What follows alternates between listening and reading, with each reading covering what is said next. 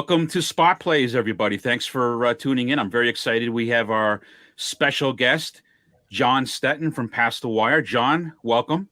Thank you for thank you for having me. And I love Spot Plays is how I exist now. So I like the name right away. I'm not an every race player. I like Spot Plays, picking my spot. So good name. Yep.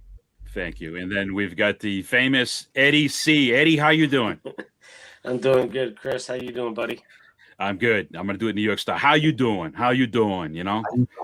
I'm in the. So, well, let's go ahead and jump into this as a lead in here. Jon, you said that you're a spot player, so let's talk about your two spot plays that you hit this past week. And I know from your Past the Wire podcast, you you put out a couple of horses that you really like. So why don't you talk about that and how that turned out for you?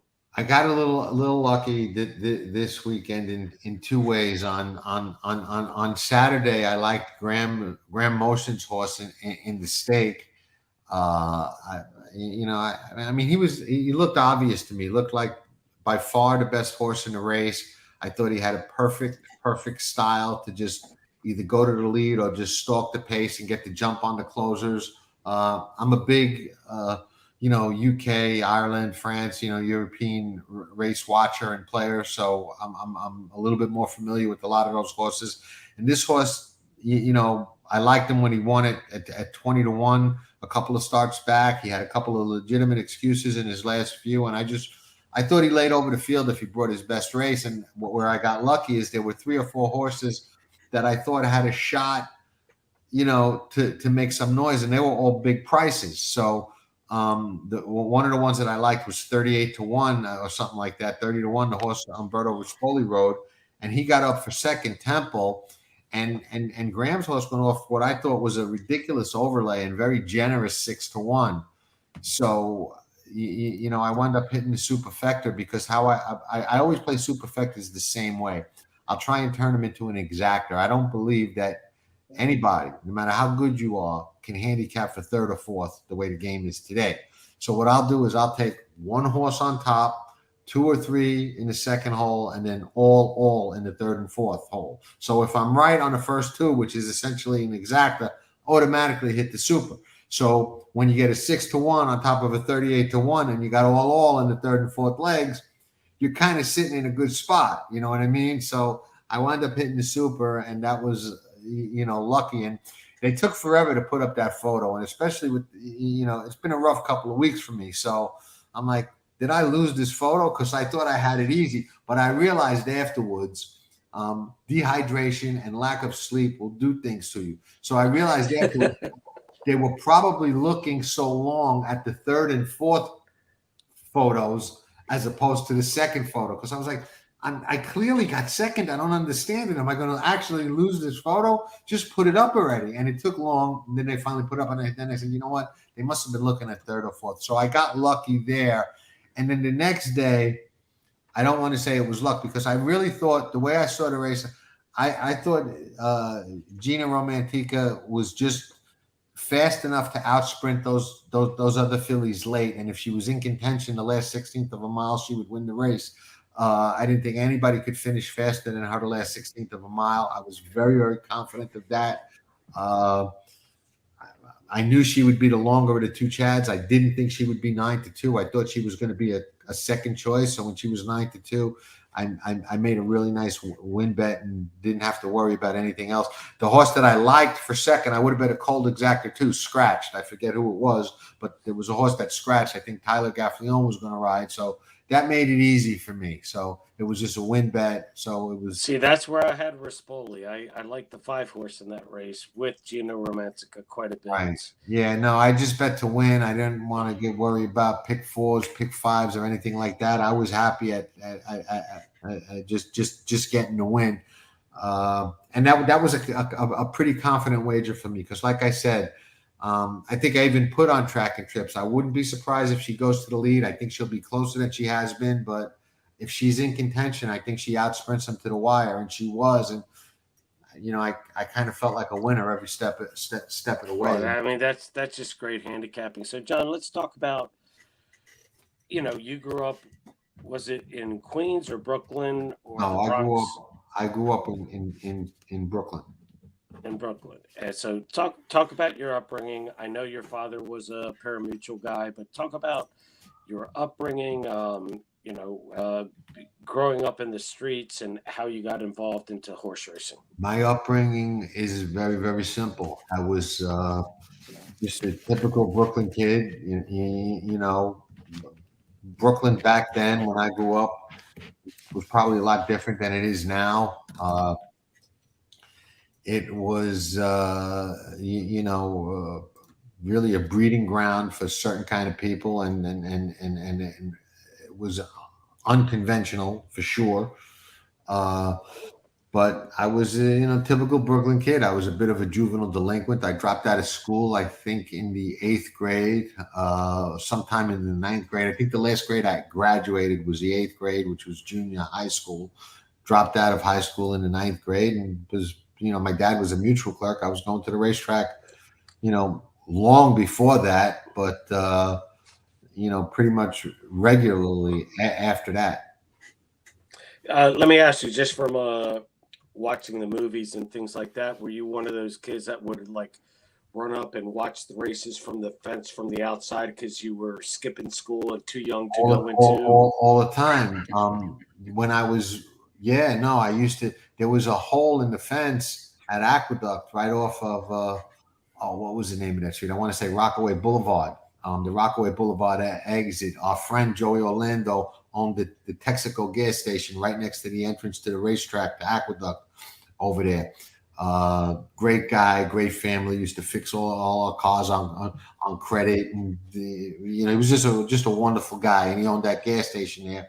And if you entered over there and went straight to the racetrack, you wound up at the top of the stretch, and there was a little hole in the fence there. When I was a kid, I would sit at that hole in the fence and watch the horses go by as they would turn for home. And I learned a lot about racing sitting there, cutting school and going and watching races there, because you just heard all the riders yelling at each other and cursing at each other and, screaming, get out of the way, let me through, I got horse, this, that, all kinds of stuff I heard, and got a completely different perspective of race watching and what goes on in a race than you do when you watch on TV or from the grandstand, where you don't really hear or feel or see any of that. Talk to me about, there's two great stories that I know about.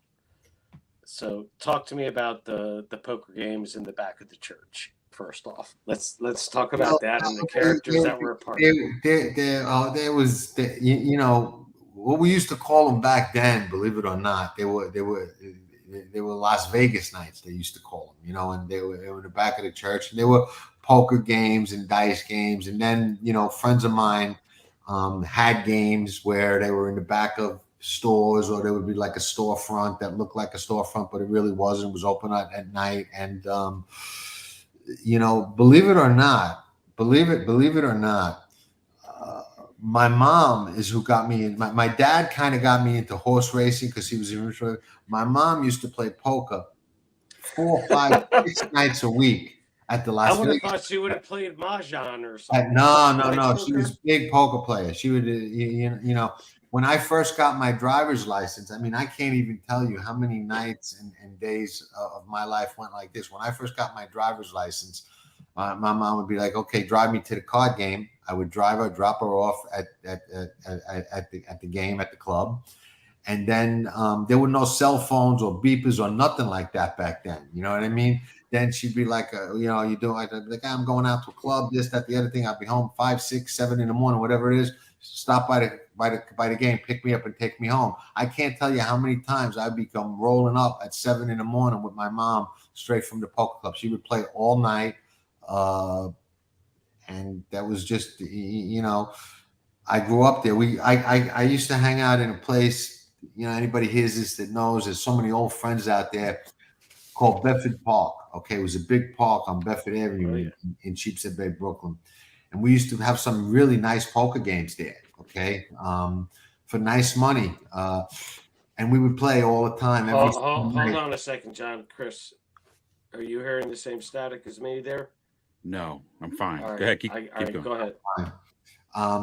And it was great. There were four. Eventually in the summer, the park was across the street from all these private houses, and the people would get mad because we were in there playing cards. And what we used to do is we would take 2x4s and put nails in them, pointing up, and put them at all the entrances of the park. And when the police would come in and raid and lock us up, they would all get flats, until they figured it out. But Bedford Park, we used to have great poker games. George Setti, who writes and works with me at Pass the Wire, will remember these stories because his older brother Anthony was a regular there. He used to play all the time. But Setti was a year or two younger. He didn't really play. I don't remember him playing back then, but he was around. But there'd be 50, 60 people in the park on a summer night at Bedford Park in the summer in Brooklyn. And there'd be 4, 5, 6 different card games going on at the same time. Okay. And it was just a lot of fun. Great. Talk about when you were a relatively young man walking into Saratoga with, I believe the way you said it, $700 in a ripped up paper bag, and what you walked out of, and how you got there. That's not exactly how it happened. That's not exactly how it happened. I went to Saratoga. You got to realize this is a long time ago. I want to say this is 91 or 92. I can't even remember, but it was the early 90s. And I went to Saratoga, and I didn't have, I had less than $1,000 between me and poverty, whatever it was, maybe $700. I don't remember. But I wound up betting the pick six, and I didn't hit it. I hit 5 out of 6, but nobody hit 6, and the 5 out of 6 paid like $15,000, and I had it 3 times. So all of a sudden I had a bankroll, and there was a big carryover. And I went the next day and I put in a pretty sizable ticket, and I wound up hitting the pick six for, I think it paid $546,000 or something like that. So that was the biggest pick six that I ever hit. I hit a lot after that for 100, 200, 100, 200, whatever. But that was the biggest one that I ever hit. And it was, a nice score to say the least. Especially when a couple of days before that, you were worth about $1,000 to your name. You know what I mean, or less than that. So, how did you carry that out in a duffel bag or a paper bag, John? I got to ask, because Eddie's caught up in the paper bag theory. He's right. He's right. He's right. All right. So let's talk about Past the Wire. Obviously, it's for lack of a better way of saying it, it's your baby. How did it come about? How did you create it? I mean, I know I was a part of it for a small, short period of time, but talk about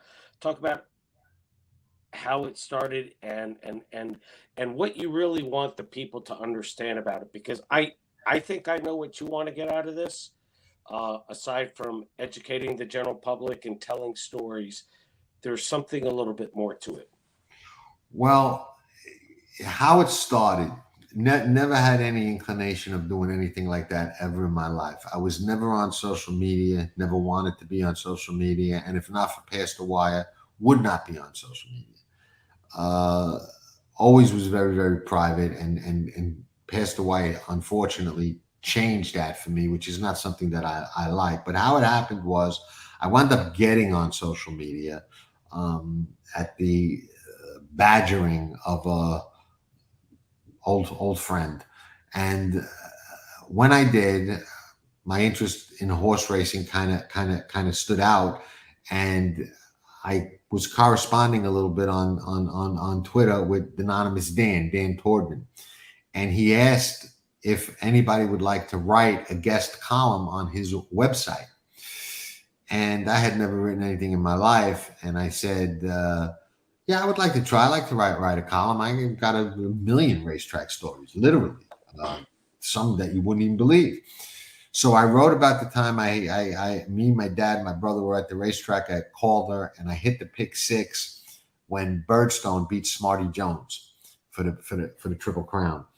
And that was a lot of fun and a great memory for me, and an interesting experience because of all the people that were rooting for Smarty Jones and rooting against Birdstone down the stretch at Calder. And I wrote that article for him, and Twitter like erupted over it. They loved it. Everybody loved it. Everybody was talking about it. Everybody was tweeting about it. And Dan was like, wow, you brought so much traffic to my site. That was great. Everybody loves it. And it was funny because the group of people that really loved that article and started that whole buzz about it is the group of people that turned into my like hater group today. You know what I mean? They're that group, you know? And I saved all of those tweets and used to have them as testimonials on the Past the Wire when I started it. And I took it all down because they're all guys I deal with. But it's just funny. Like if I put those up, they'd be like, wow, I said that about this guy, you know? But they all did. Half of them probably have me blocked now. Wouldn't see it anyway. But anyway, he asked me if I'd like to do it again. So I started doing it, and it became a weekly thing on his Anonymous Racing site that got popular. And ultimately, I decided, you know what, if I'm going to do this, and I told him well in advance, I'm thinking of starting my own website, and he was 100% behind it, 100% supportive, told me go ahead and do it. And I started Past the Wire as just basically my column, my thoughts once a week, whatever I wanted to write about, and that was it. I added tracking trips, which was a kind of like a trip note angle subscription section that I just felt like adding to really help people and teach them how you can beat the game if you have the right discipline and the right knowledge and the right approach and look for certain things. And I started that, and that grew. And ultimately, the site grew in popularity and grew in popularity. Now we're up to over 1 million visitors a year. I don't even know what it is. But what really changed it, and who really changed it and made it more of a media site, was Nick D'Agostino. Okay, Pitbull. Yep. Nicky came and got involved in Past the Wire and said, sit back. You've got a great product. I'm going to take you to the next level. Just let me do what I want to do. And I said, okay, I love Nicky. And I said, go ahead, go with it, go for it, do whatever you want to do. And he did. He took it to a whole nother media type level where we're doing press releases, we're credentialed, we're doing reporting, we're doing stories, we're doing features, we're doing all these other kinds of things that I never had the ambition or drive or desire to ever do. Now we've got a YouTube channel, we've got a podcast, we've got a dozen people that work with us, we've got photographers, we've got all kinds of content coming out. None of that ever would have happened. Over 1 million people a year visiting Past the Wire. I never would have dreamed that was a possibility. And it was never something I was after, and now it's at the point where it is what it is.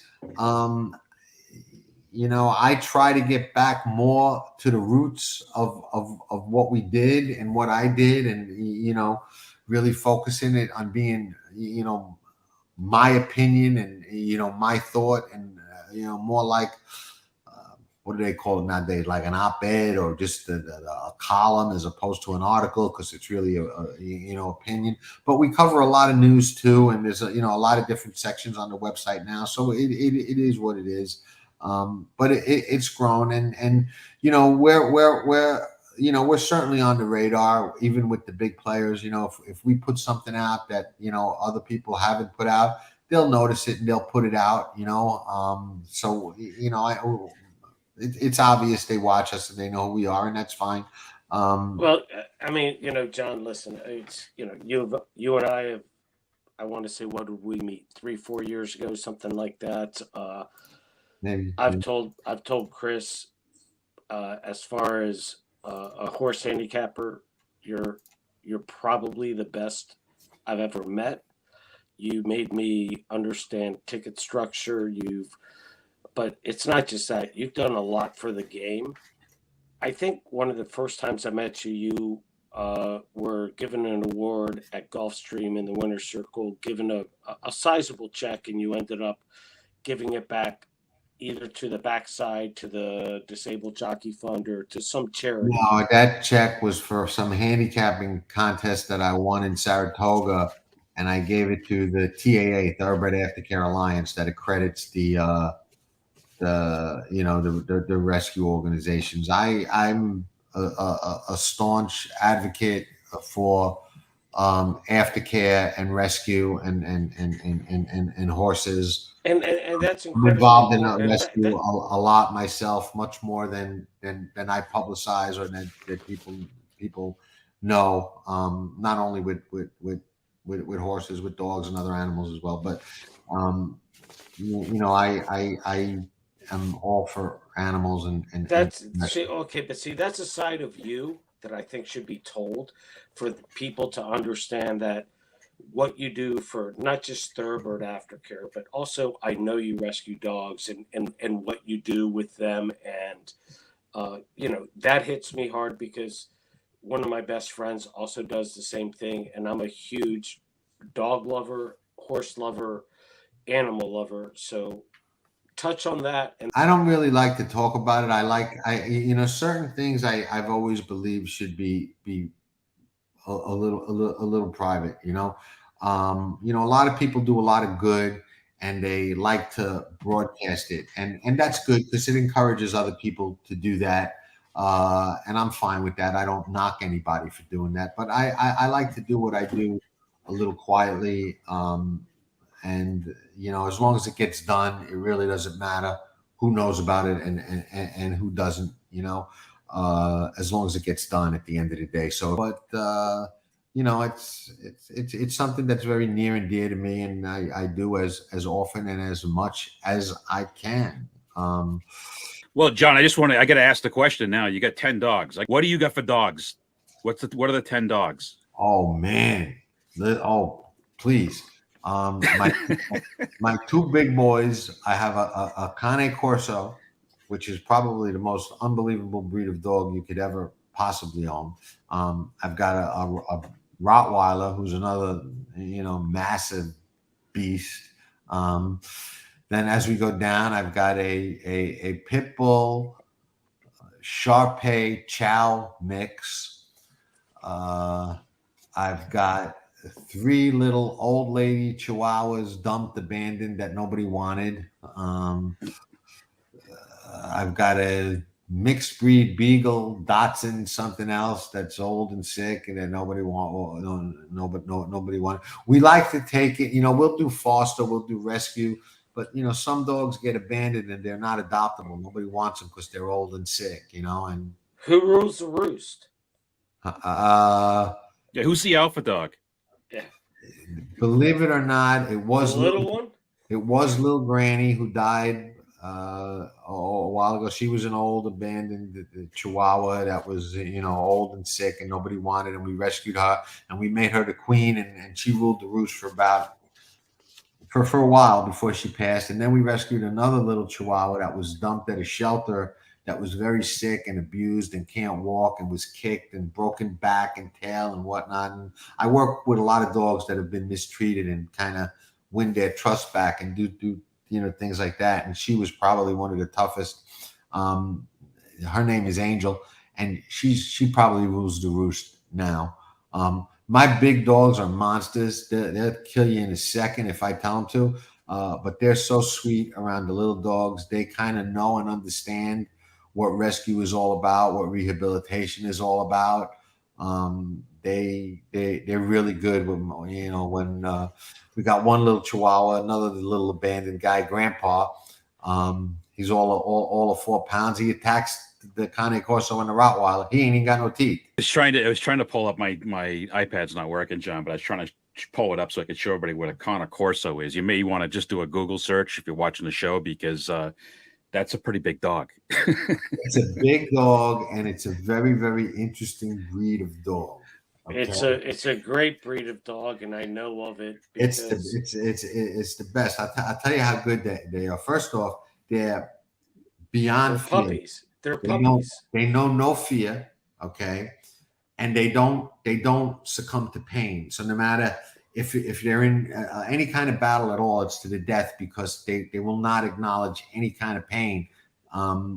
When they were bred and used to guard the Caesars in the days of the Roman Empire, okay? And they also used them to fight lions in the Colosseum, okay? So not many dogs are going to fight a lion, but if you knew mine, you'd understand that he would in a second, you know? And they would send them out in certain cases. The Roman guard would send them out after escaped prisoners. And what the rule of thumb was, when prisoners escaped, if the Caesar wanted them brought back and re-imprisoned, they would send out the Roman guard to capture them. If he just said, you know what, they escaped, let's kill them, they would send out the cane corsos, and the corsos would not come back until the prisoners were dead.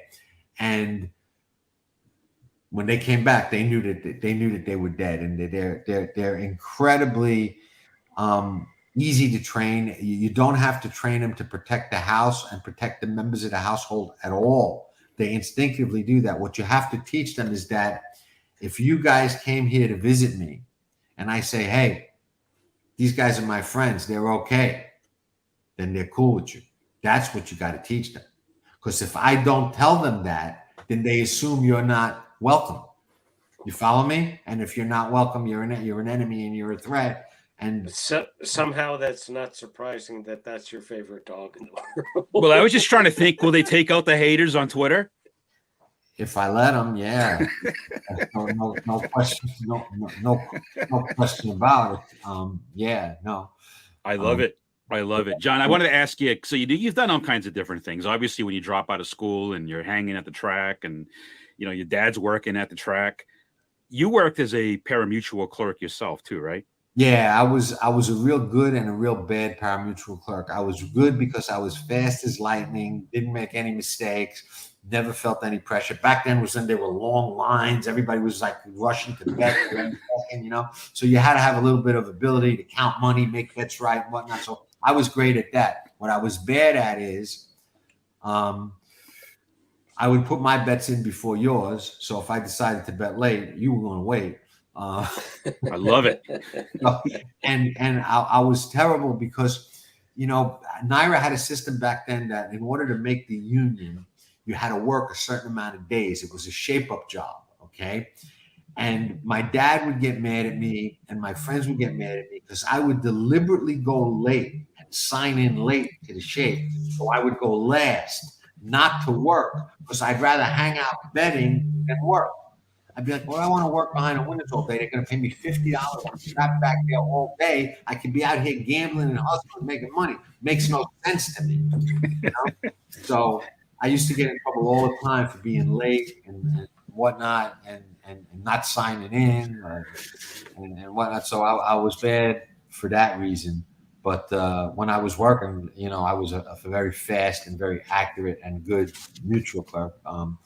But, you know, I had my program thumbtacked to one side of my window. You couldn't see it. I had the form thumbtacked to the other side of my window open. You couldn't see it. So I'm like this, punching tickets and so, you know, so I was not the ideal employee, so to speak, but got it done. Well, you better be on your toes for that type of job because people talk fast and they want their, you know, the right stuff. Any good stories about any bad bettors, good bettors at the window? The funniest story ever, I told it on one of my shows, but I'll tell it again because to me it's the funniest story ever. Okay, my pet peeve when I was a clerk was people who didn't know how to call their bets. Okay, because I was a bettor, I would get very annoyed when people would come up to the window and say, "Give me the 5."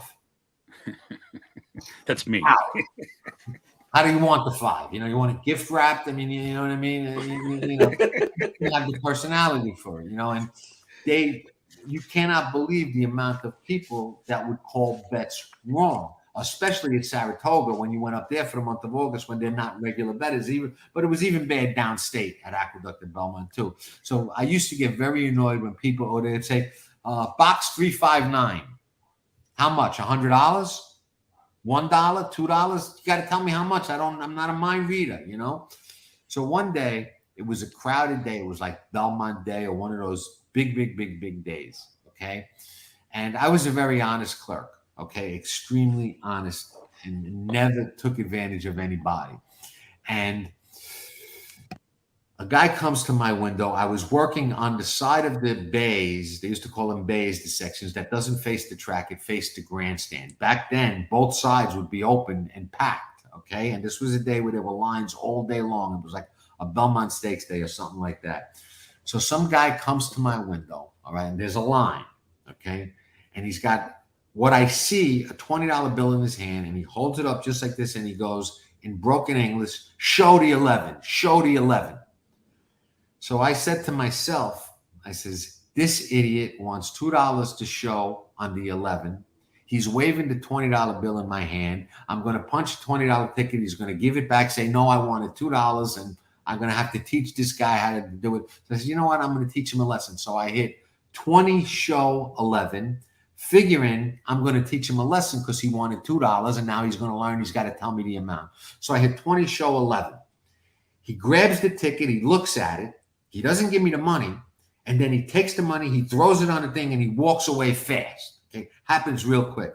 And I pick up the money, and it's not a 20, it's 220s. I counted 200. I'm like, this idiot is even dumber than I thought. He wanted 200 to show on the 11. So I'm like, okay, no big deal. Obviously, that's what he wanted. He saw the $20 ticket. I said, no problem. So I hit 180 show 11. Because I know that's what he wanted and he's going to be back. And I put it on the side. Okay. So sure enough, I'm selling tickets. The race goes off. The 11 runs third, pays $680 to show. Wow. So now that $180 ticket's worth what? $600-$700, whatever it is, right? That's over 2-1. That's almost 5-2, right? So I start cashing tickets after the race. You know, you cashing tickets, yeah. And sure enough, there's the guy all pissed off at me, right? And he's got money in his hand from he cashed the ticket, okay? And it's like, you know, whatever the $20 ticket would have been, okay? You know, $58, whatever. And he throws it down and he goes, you stupid, you make a bigger mistake.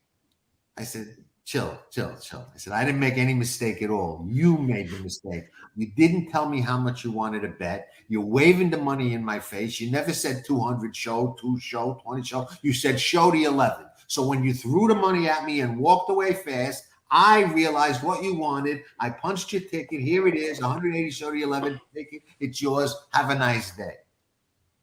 He looks at the ticket and he goes, no.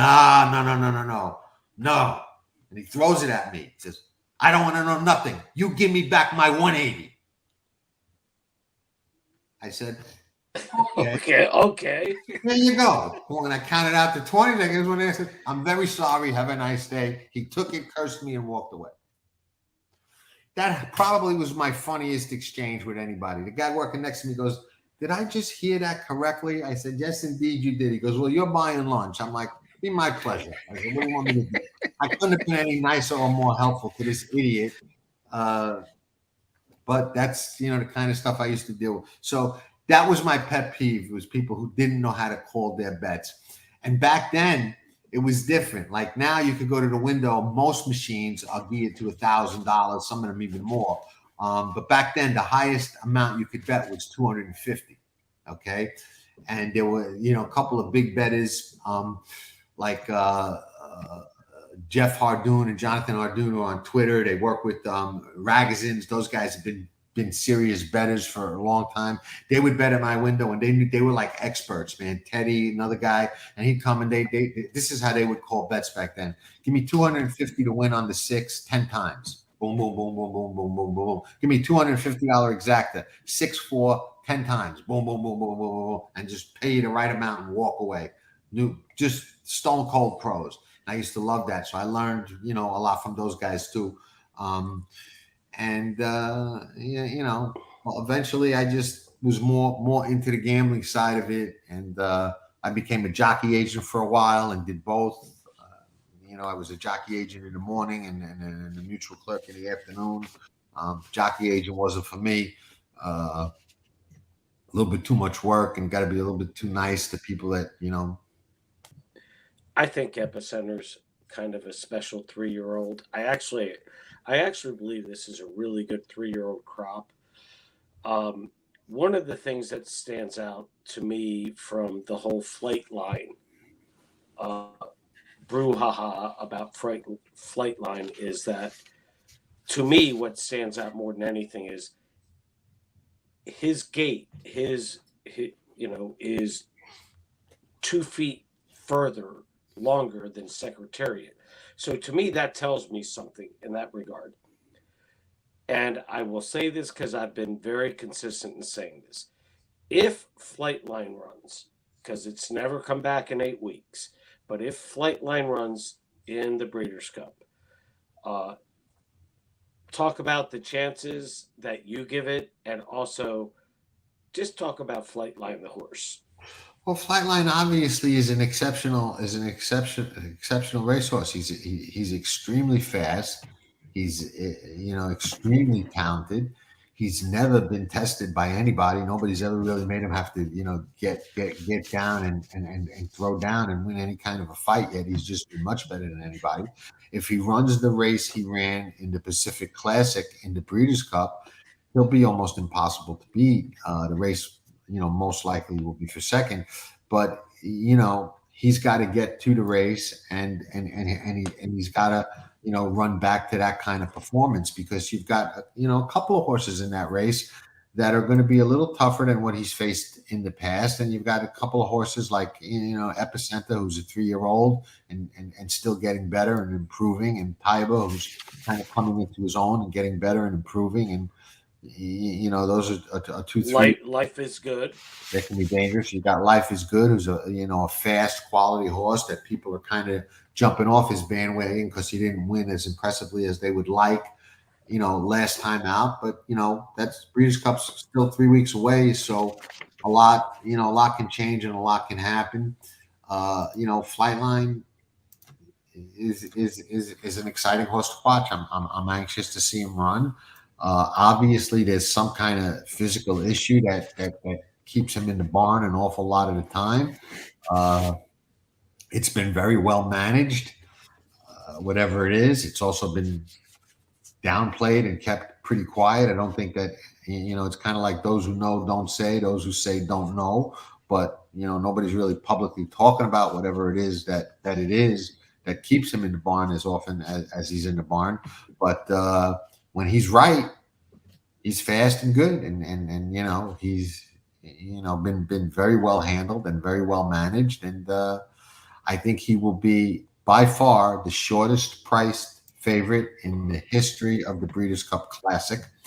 I think he'll be shorter than most people think, and I think that when the race before the Classic is over and they put up the will pays for the pick 4, pick 5, and pick 6, the spread between him and whoever the second choice winds up being is going to be much more than people realize and think. I think he's really gonna What do you think? 2 to 5 or 1 to 5?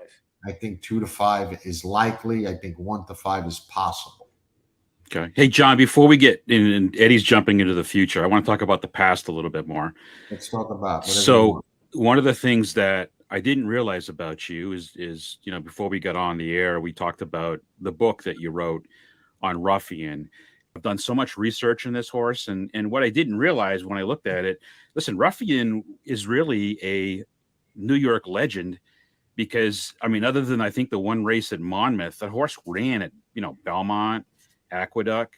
Talk to me about what your passion is with Ruffian.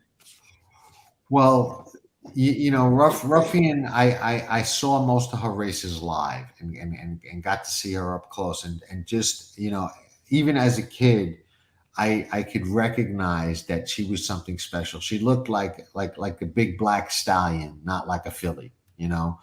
She just had a very muscular, imposing, confident way about her, and the way that she handled herself. And she was just all business and had a presence, really had a presence. And as I got older and got obviously I was there the day that she broke down.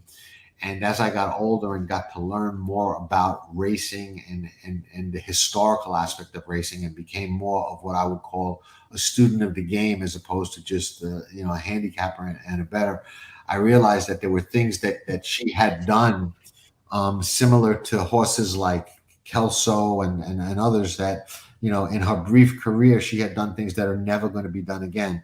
For argument's sake, she broke or equaled the track or stakes record every race she ran.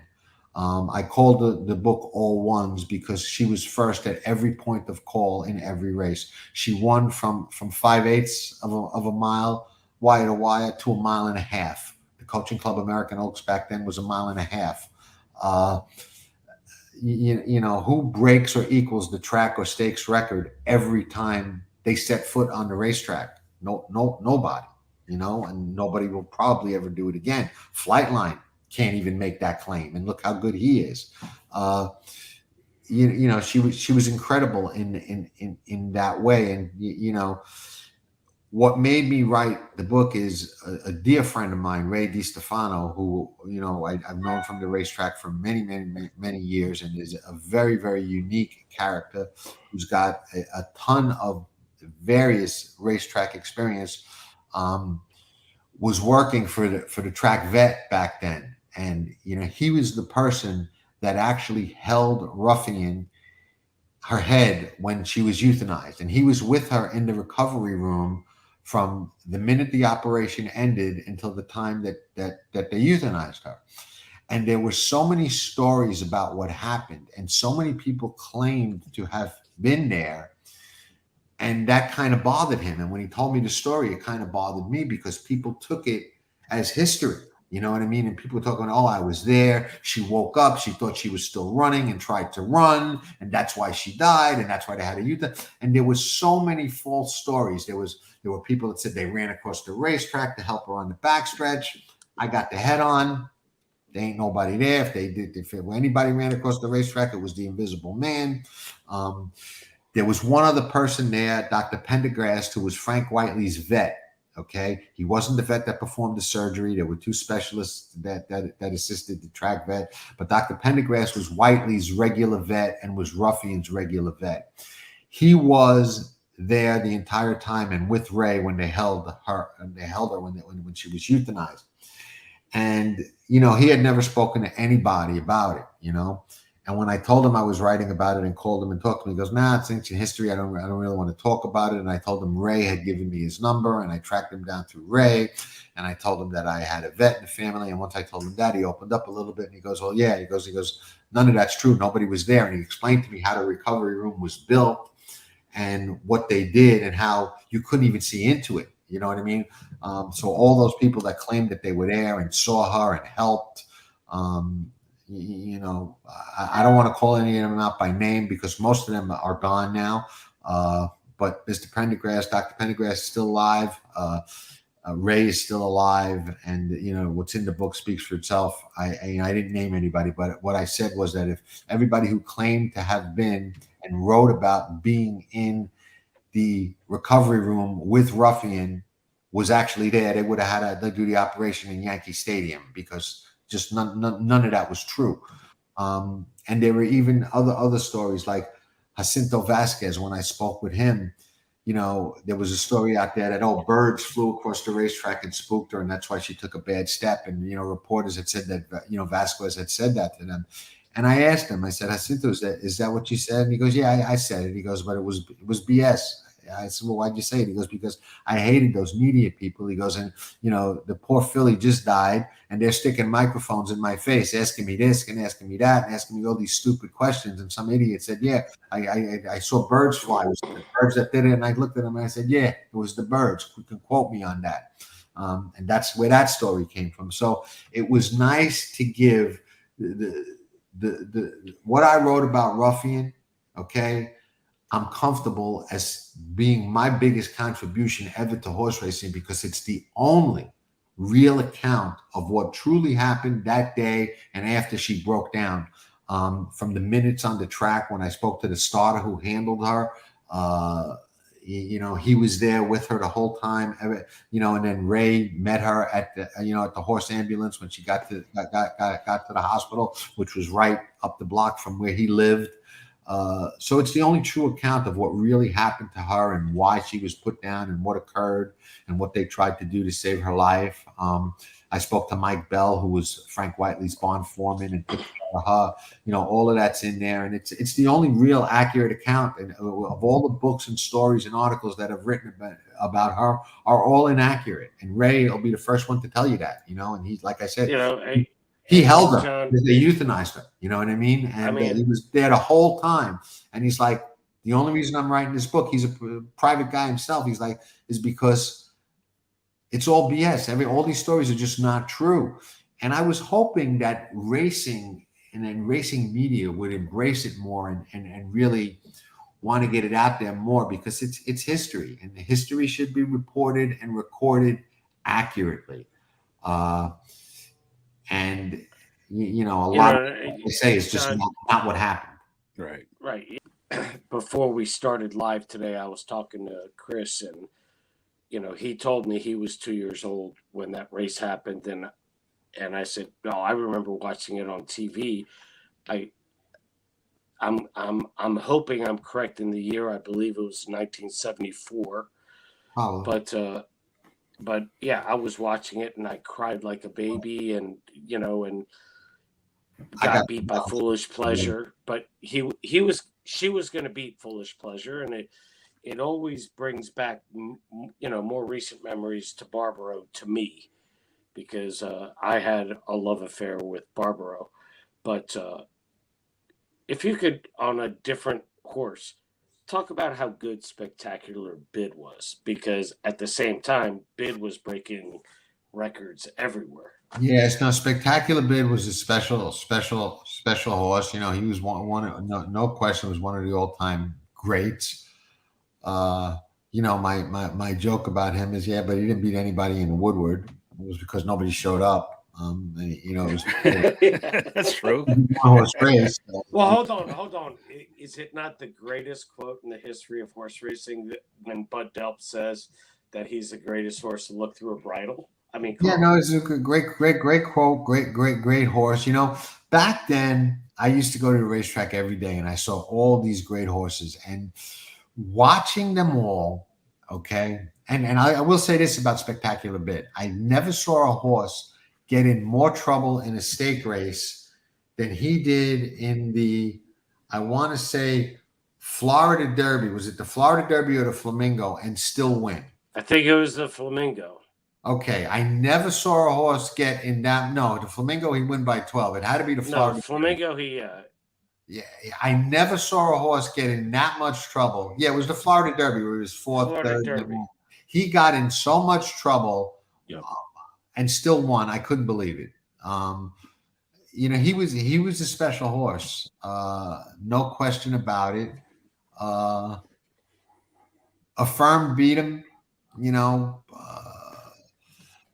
I bet Coastal the day Coastal beat him in the Belmont Stakes. I never was a fan of that whole pin story. But I will say this: as great as he was, and he certainly was a phenomenal horse. I always thought that there were some horses that I saw back then that were a little better than him. I would rate Seattle Slew right up there. I would rate Ruffian right up there. Forgo, I would rate right up there. So but he was great. He was one of the best. No question. I don't like to take anything away from him. But I'm just going to tell you, I love talking to you about this stuff. What about Bobby Frankel saying Ghost Sapper's the best he ever had? Well, I've got a theory about trainers and their horses. Okay. Trainers are great trainers. They're not necessarily handicappers, and they don't necessarily look at things the way that a real student of the game would, and I'll tell you why. You're talking to a trainer about their horse is like talking to a parent about their kid. They see things a very certain way, in a very certain light, and it's just unfortunate, but that's the way it is. So I take anything a trainer says with a grain of salt. I rather, live and die and fall on my own sword than anybody else's when it comes to horse racing. So I have my own opinions, and a lot of things that trainers say and might say is, and, I don't know whether that's the case with Ghost Zapper and Bobby Frankel or not. Bobby was pretty much a straight shooter. But they have, promotional reasons behind a lot of things they say too, and stallion deals and things like that. So, it's hard to argue with Ghost Zapper's record. It's phenomenal, he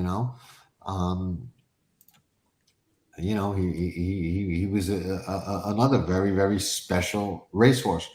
And there've been a lot of them. That, Jon, one of the things I did want to ask you is I want to ask you a betting question. You're really good. I mean, listen, I've hit probably one pick six in my life, and it was probably a 20-cent Rainbow Six down at Gulfstream Park. You've hit some money shots here, and I don't think people understand the work that you put into, especially when you're talking about, when maybe money's, a little tighter, and thinking back in the day, the work you got to put into a quality ticket like that, replays and all that stuff. Just talk to me a little bit about the work that goes into behind the scenes. Listen, it's almost impossible to explain to people that don't understand the game. Okay, I played for a living for over 20 years, and as much as I loved it and wouldn't change it for anything because I liked the life that I lived back then, but it was a tremendous sacrifice. Okay, there were no days off, very few days off, weekends. I never had normal conventional type relationships or anything like that because Friday night, Saturday night, when people wanted to go out, I was studying because those are big race days. You know what I mean? Sundays are race days. And when you play for a living, you can't afford not to be prepared. You can't afford to miss opportunities. What I ate and the bills I paid depended on me being able to win. So, you give up a lot and try, putting down that you're a professional horse player or gambler on a car loan application and see what happens. I don't care how much money you're putting down. You know what I mean? They laugh at you back then. So, it was